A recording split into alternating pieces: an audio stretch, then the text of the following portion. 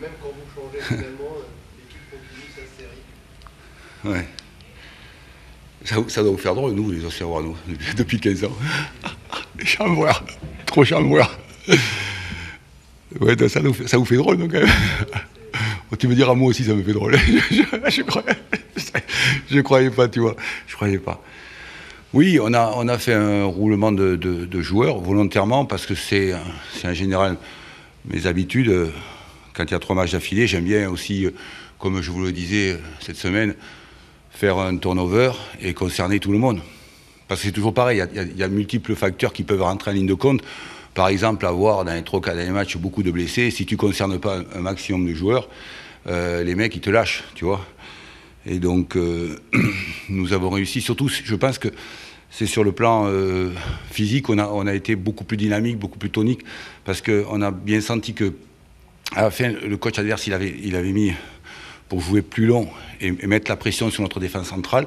C'est ce qu'on a vu dans les changements. Mais on a pu bien tenir le coup après ce 2-1. Même si je regrette un peu, parce qu'en première mi-temps, on a eu 2 ou 3 occasions très nettes sur des contres, mais qu'on n'a pas mis au fond. Mais on a su aller jusqu'au bout, tant sur le plan athlétique, je pense, plus que sur le plan de la maîtrise du football, quoi. Voilà. C'est ce que j'ai ressenti spontanément, quoi. Voilà. Et ce qui est satisfaisant, j'imagine, c'est que même en changeant encore l'équipe, là, au niveau de la maîtrise, vous disiez, ça a marché comme sur les roues. Oui. J'ai pas vu, là, normalement, mon analyste vidéo, il me montre les possessions, mais là, je les ai pas vues ce soir encore. Et c'est vrai qu'on avait un peu plus la possession, mais je crois que c'est surtout sur le plan par rapport au turnover, c'est par rapport sur le plan athlétique où les joueurs, je les ai sentis plus dynamiques, plus toniques dans la deuxième mi-temps et dans la dernière demi-heure. Voilà. Mais ce que j'ai voulu surtout en fin de match, même si on a pris des risques, c'est de faire tourner, de faire jouer pour le prochain match samedi, de faire jouer un maximum de joueurs.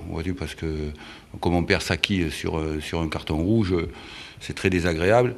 Et qui est un de nos meilleurs joueurs, ça c'est désagréable. C'est le seul point négatif de la soirée, quoi. Oui, c'est ça, parce que le but aussi, c'était cette gestion sur l'ensemble de la semaine, ce gros match qui arrive, ça ne vient pas gâcher la victoire quand même, cette exclusion, parce qu'on vous a senti sur le moment, forcément. Non, moi je suis très, très, très colère par rapport à ça, parce que c'est la 90e, parce que... En fait, quand tu regardes les matchs italiens, allemands ou anglais, les mecs, ils se foutent grave sur la gueule. Il n'y a jamais de carton jaune et jamais de carton rouge. Ils s'en mangent grave. Et nous, les Français, on est habitués. Quand on va jouer là-bas, on sait que c'est comme ça. Et là, 90e, carton rouge direct, je trouve que c'est très dur. Voilà, je trouve que c'est très dur de ce point de vue-là, parce que ça nous enlève un de nos meilleurs joueurs. Et ça, c'est très désagréable. C'est le point négatif de cette soirée, quoi. Voilà. Est-ce que vous avez eu le sentiment à un moment du match que Nîmes pouvait vous mettre en difficulté? Ah non, mais c'est tous les matchs, monsieur. C'est tous les matchs que des fois on est en difficulté. Parce qu'il y a des fois, quand tu n'as pas la maîtrise, effectivement, il y a eu des moments, où cette capacité à, comme le disait... quand j'étais à l'examen l'examen du diplôme professionnel, comme disait Didier Deschamps, il me dit toujours, c'est pas compliqué, Jean. Moi, je vais où il y a les meilleurs dans les 2 surfaces. Bon, j'ai dit, toi, tu t'appelles Deschamps, moi, c'est Furlan, donc c'est difficile. Mais c'est vrai qu'on a été très performants quand Nîmes nous a secoués dans notre surface de réparation. Et ça, c'est un atout très, très important qu'on a travaillé depuis 2 ou 3 ans. C'est un atout important, oui, c'est vrai. Vous n'avez pas trop été chamboulé quand même dans cette seconde période? Non, pas beaucoup. Et dans les 25 premières minutes, je croyais pouvoir... D'ailleurs, Joubal est très en colère parce qu'il a une tête à bout portant et qu'il la met à côté. Et je pensais que nous, on pouvait accentuer le score dans les 25-30 premières minutes. Après, sur la deuxième mi-temps, c'était un peu plus compliqué de rentrer à 30 mètres, mais oui, tu as raison. On n'a pas été vraiment beaucoup secoué. Et je crois que c'est aussi l'aspect athlétique, parce qu'on avait fait beaucoup de turnover, et donc les joueurs étaient assez frais et pouvaient tenir la distance. Je ne sais pas si ça va être le cas samedi. Par contre, ça me fait peur. Surtout contre Toulouse, parce qu'ils sont gaillards. Avant le match, on parlait d'Alexis Drouillet. Là, son association avec Gauthier Hain, ça donne d'énormes satisfactions dans le sens où les deux, au milieu de terrain, ils ont fait un peu ce qu'ils voulaient. Oui, on l'avait déjà fait à Valenciennes. C'est pour ça que j'ai reproduit ça, parce que c'est deux joueurs qui sont très complémentaires. Quand tu es entraîneur, ce que tu découvres, c'est pas toi qui le crée, ça. La complémentarité entre les joueurs, c'est quelque chose qui est inné, et c'est vrai qu'ils sont très complémentaires. Qu'avez-vous pensé de cette équipe de Nîmes? Qu'est-ce qui lui manque selon vous pour qu'est-ce que vous pouvez penser? Moi, ce que je pense, c'est que c'est une équipe très technique. Et d'ailleurs, au match aller, ils nous avaient bougé grave. Ils nous avaient beaucoup bougé. Ils avaient été très bons sur le plan technique. Mais je pense que peut-être qu'ils ont souffert du dernier match il y a 3 jours. Et c'est comment tu es capable, effectivement, c'est toute l'énigme pour un entraîneur de donner de la fraîcheur et avoir beaucoup de gaz quand tu as 3 matchs par semaine, vois-tu. C'est ça le truc. Voilà. Dernière question aussi, après Jean-Marc. Sur cette série, ce qui est particulier par rapport à avant, c'est que votre équipe fait énormément la différence en début de match, en première mi-temps. Est-ce que vous arrivez à vous l'expliquer? Est-ce que ça répond à quelque chose qui a évolué? Mais le nombre de fois aussi que, figure-toi Julien, qu'on s'est fait niquer en début de match aussi, ça va quoi. Le nombre de fois qu'on a pris des buts, donc heureusement que ça change un peu, quoi, tu vois, parce qu'il y a eu des constats un peu sévères de ma part, quand on prenait un but à la 4e, un but à la 5e, même si on sait revenir, vois-tu, alors donc du coup, si ça change un peu, ça m'arrange, tu vois, mais bon, c'est vrai que j'ai beaucoup insisté là-dessus aussi, pour ce qu'on appelle dans les money time dans le football, comment tu construis ton match. Et c'est très important de construire son match sur les débuts de première mi-temps, début de deuxième mi-temps, etc. et les fins de match. Bon, mais je te rappelle quand même que dans le championnat des 20, on est premier dans les buts marqués dans le dernier quart d'heure. Ça, tu le sais pas. Ouais, mais tu regarderas, s'il te plaît. Les statistiques. Merci. Gauthier Hain qui met un but de la tête. Mais ouais, parce qu'il a dû aller à l'église, c'est pas possible. Il a dû brûler un cierge à la cathédrale. À Auxerre, il n'y a que ça. C'est ce que je lui ai dit. J'ai dit, t'as dû brûler un cierge à la cathédrale. Non, il dit, je suis très fort de la tête, il m'a dit. Bonsoir. Défaite logique ou pas ce soir? Oh, logique, ouais. Ouais, logique, ouais. Parce qu'on est tombé sur un adversaire qui nous était supérieur. Voilà. Supérieur dans la maîtrise. On a voulu, à la différence de la semaine dernière, proposer un peu plus de jeu, mais on s'est fait punir. On a été plus que passif sur les buts encaissés. Donc, si l'équipe adverse a plus de maîtrise technique que nous et qu'on est passif dans les duels, automatiquement on se fait punir. En deuxième mi-temps, on a essayé de jouer un peu plus long sur Sidi, qui était rentré justement pour qu'on ait un peu un jeu direct, mais on n'a pas d'occasion, quoi. On a eu une occasion en début de seconde période, mais il faut être réaliste, quoi, tout simplement. Un tir en deuxième. Ouais, non, mais c'est ce que je vous dis. Le plan, c'était quoi avec le triple changement à l'heure de jeu?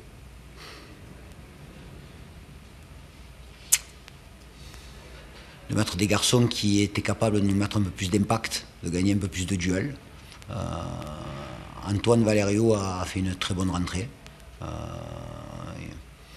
Sidi a joué dans un rôle un peu particulier parce que le but c'était qu'il soit connecté avec Moussa, mais on ne fait pas toujours les bons choix, les lignes ne sont pas assez resserrées, donc on a été en difficulté sur une équipe qui a beaucoup de maîtrise, avec des joueurs qui ont fait un match, je pense à Hain qui a été très bon, voilà, en sachant que c'est des joueurs, Gaëtan Perrin qui a joué ce soir, qui a été très bon, normalement c'est des joueurs qui ne jouent pas beaucoup, quoi. Donc la profondeur de banc à Auxerre est de grande qualité, et c'est une équipe qu'on pourrait retrouver en Ligue 1 l'année prochaine. Jean-Marc Furlan disait qu'il avait peut-être souffert un peu du match à 3 jours. Tu penses que tu as ressenti un peu ou... Non, ils ont joué il y a 3 jours aussi. Hein. Ils ont joué il y a 3 jours. Il y avait plusieurs joueurs qui n'avaient pas démarré au Havre, qui ont démarré ce soir. Lui, il a fait la même chose. Je crois qu'il y avait 4 joueurs, ouais, c'est ça, de chaque côté. Donc, après, c'est pas une question de fraîcheur physique, c'est une question que quand on commence un match, il y a un rapport de force.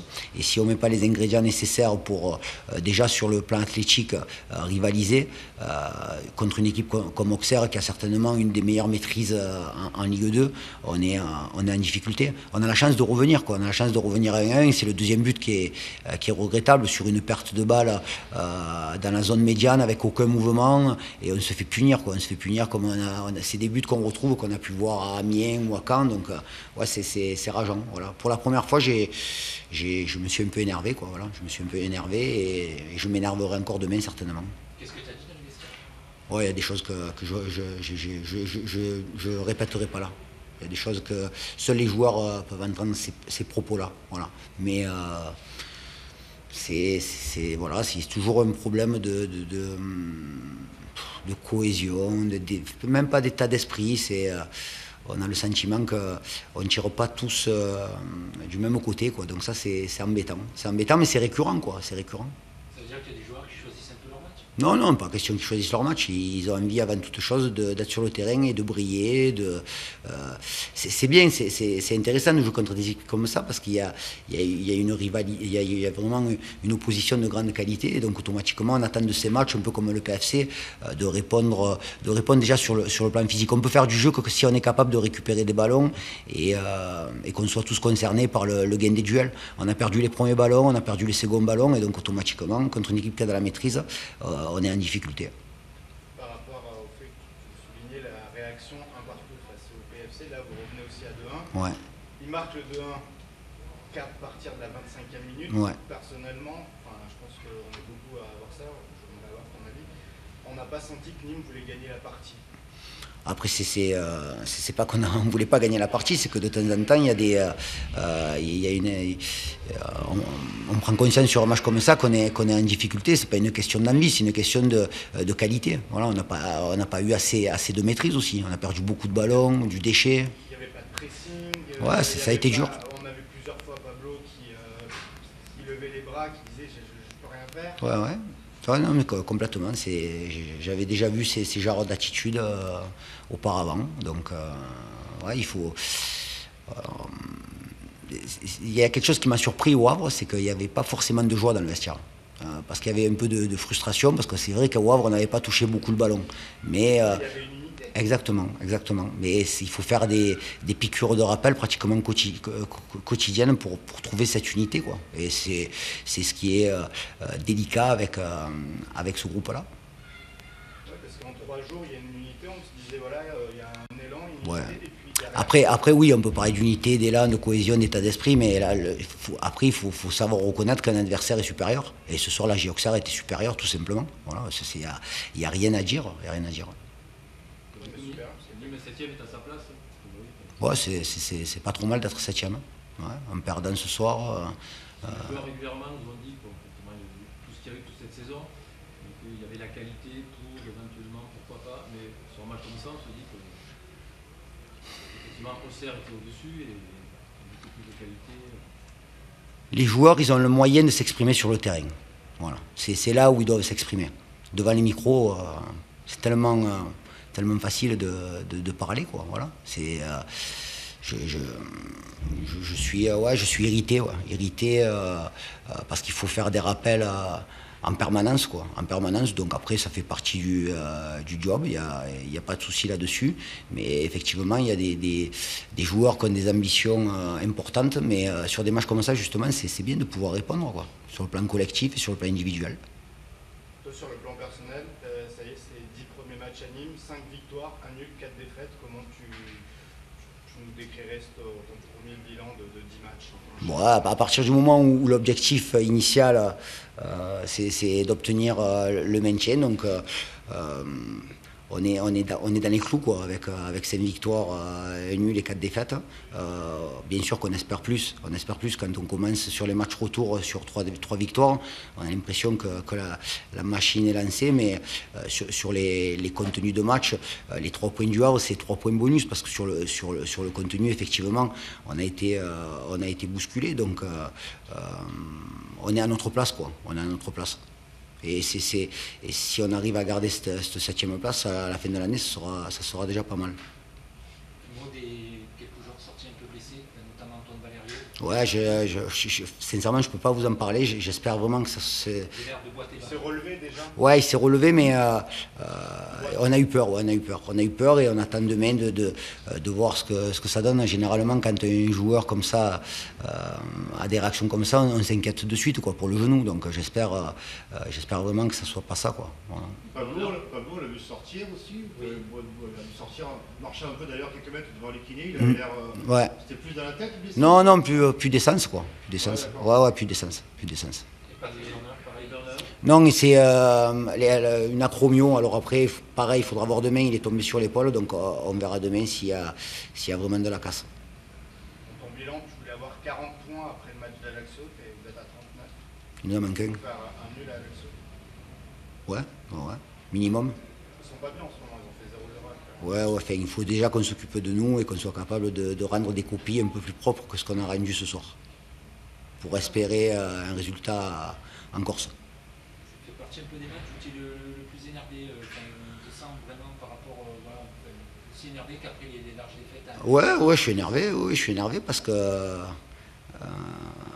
la première chose que j'ai dite en revenant du Havre, c'est comme j'ai senti de la frustration chez les joueurs par rapport par rapport au plan de jeu qu'on avait mis en place. Donc je leur avais dit que ces 3 points nous permettaient ce soir de proposer plus de jeu. Mais on s'aperçoit que quand on veut proposer du jeu, il faut savoir défendre, quoi. Il faut savoir défendre, il faut savoir avoir des comportements où on est capable de gagner des duels, tout simplement. Voilà. Donc effectivement, je suis énervé. Voilà. Ça fait 12 matchs consécutifs que Nîmes prend au moins un but à domicile. C'est énorme. Ouais, je vous entends. Voilà. L'objectif, je ne peux pas chaque fois sur chaque match déterminer un objectif au groupe en disant voilà, aujourd'hui l'objectif c'est le clean sheet. Le clean sheet, ça doit être un objectif récurrent sur chaque match. Mais ouais, il faut laisser beaucoup d'énergie dans les discussions. Il y a beaucoup d'entretien avec les joueurs, effectivement. Et on peut presque considérer les séances d'entraînement comme de la récréation. La fin de saison va être longue un peu, non? Non, on est bien, je suis bien, moi. Non, c'est très bien. Non, on fait le métier qu'on aime, on est bien sur les terrains, mais vous avez eu hier le joueur qui nous manque, voilà, en conférence de presse, c'est Anto Briançon. Voilà, c'est un garçon, moi, que j'ai pas eu sous mes ordres aujourd'hui, puisqu'il est blessé depuis de longs mois. Mais j'échange souvent avec lui et il représente tout ce que j'attends d'un joueur. Voilà. Dans ses propos, dans ses attitudes, dans sa bienveillance, dans sa faculté à combattre. Alors aujourd'hui, il ne combat pas avec nous sur le terrain, il combat contre sa blessure et j'espère de tout cœur qu'on va pouvoir le récupérer parce qu'il manque un supplément d'âme et ce garçon-là, vous le connaissez peut-être mieux que moi encore, hein, puisque ça fait des années qu'il est là, mais il représente, quand on parle des valeurs nîmoises, Anto Briançon, c'est vraiment le symbole de ce que pour représenter ces valeurs-là, et c'est un garçon qui nous manque sur le terrain. C'est pas le capitaine pour rien. Exactement.